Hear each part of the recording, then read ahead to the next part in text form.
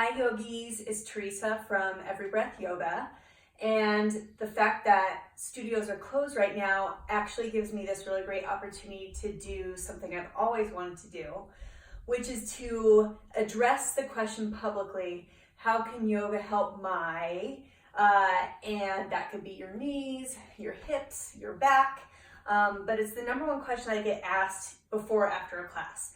How can this help with my body aches and pains? So I've been wanting to do a little series of 10-minute snippets. They're not classes, they're more explaining what pain you might be feeling, why you might be feeling that pain, and go through a few yoga poses that might help with that. Today I wanted to address the first part, which is why do I have back pain and how can yoga help with it? Just always as a reminder, this is not for somebody who is recovering from like a surgery or a serious injury. This is for generalized normal back pain that happens as we age. And as always, if you're doing anything in this video, you are agreeing to the waiver statement that's on my website. Okay, so back pain's funny. When I start to explain how to fix it, people usually groan a little bit because back pain actually comes from having a weaker core. So let's practice that for just a second. If you find yourself in Tadasana, so raise your hands above your head, take your shoulders, inhale, bring them up by your ears, and then exhale, round them down your back, and then bring your hands to heart center samastitihi. So from here, this is where your teacher would normally tell you to draw your lower belly in or lengthen your tailbone towards the mat or tuck your tailbone underneath. And what that does is draw your belly in, and takes the pressure off your lower back. But let's try to do the opposite for a minute. So find that Tadasana pose with the samastitihi hands, and then feel your hips automatically try to push back and bring your center of weight a little more in front of you. So here you'll feel crunching in your lower back. So normally I ask you to do this. Instead, do this with your hips and feel that crunch. When we ask you to engage your core, what we're really doing is taking pressure off the low back. So the best way to combat low back pain is actually to develop this 360 core right here and to do it with belly down core, belly up core, and then a little bit of stretching. So all these exercises work your transverse abdominis. That is your deepest layer of core within your center. And that deep layer works as a girdle to suck your belly in and to keep that pressure off your back. And if it's underdeveloped, you really can have a bunch of back pain because you're carrying all of your weight out in front of you. So we're working to stabilize and work through conditioning this a little bit more and take that weight off the middle of the back. So let's start in plank pose. This can also be referred to as Dandasana pose. And I want to talk about Dandasana today on purpose because Dandasana means staff. So think of your spine as a staff and then look at my hips. If I were to have incorrect alignment, I might pike my hips up just a little bit. That draws more pressure into my shoulders and it takes the muscles that I'm trying to condition and actually makes my upper core work. But instead, I want to bring my hips more in line with the line that's already started with my heels and my legs. Now, if I dip my hips low, this causes lower back pressure as well. So I don't want them to be low or high. I want a staff, a straight line all the way from my heels out the crown of my head. From my plank pose, I can do just about anything. I can bring my knees in. I can bring my knees down to work through conditioning that transverse abdominis. But the goal is to work it there so you feel yourself when you're standing in line or squatting down, that you can feel yourself work to stabilize and increase that muscle memory through everyday activities. Okay, so if you were in plank pose, you can also move down to forearm plank and do the same thing.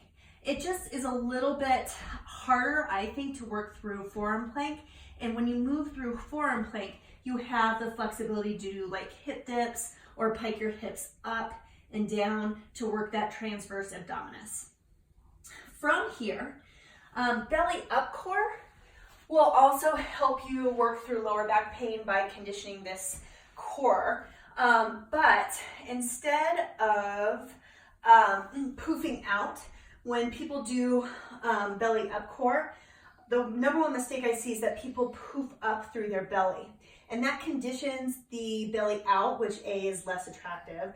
But more importantly, we want to work that transverse by constantly carving in and bringing our belly in towards our spine every single time we do any kind of sit-up. Now, any belly up core would work, bicycles, regular sit-ups, it doesn't really matter as long as you're bringing this belly to your spine every single time. All right, so that's the way to really help with the inner core. A couple quick stretches for you.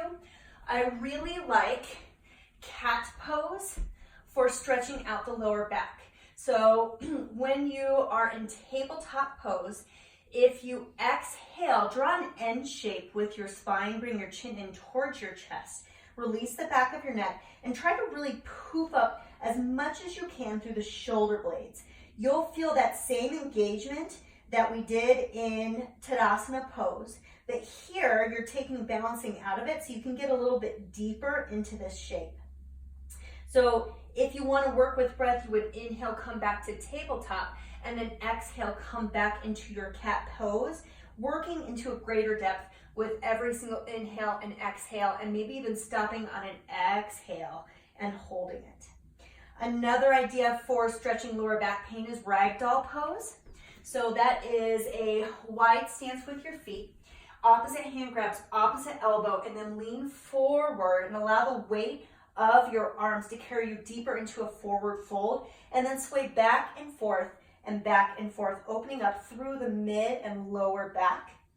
This will stretch your hamstrings, but also it helps release some of that pressure that builds from the mid back all the way through to the top of the sacrum.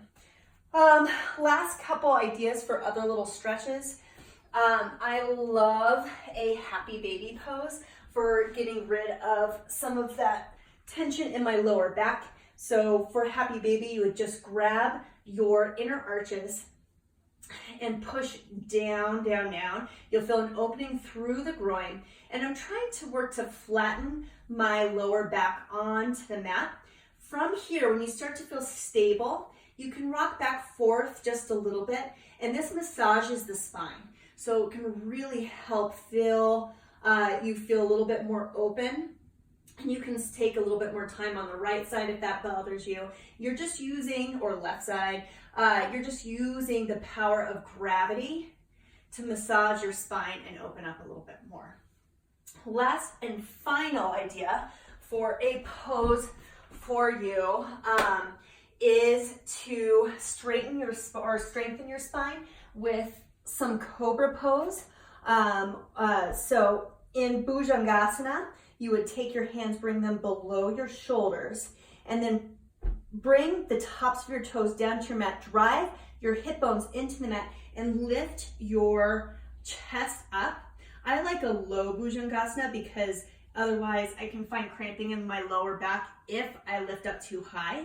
If you want to strengthen your spine a little bit more, you can go into a locust variety.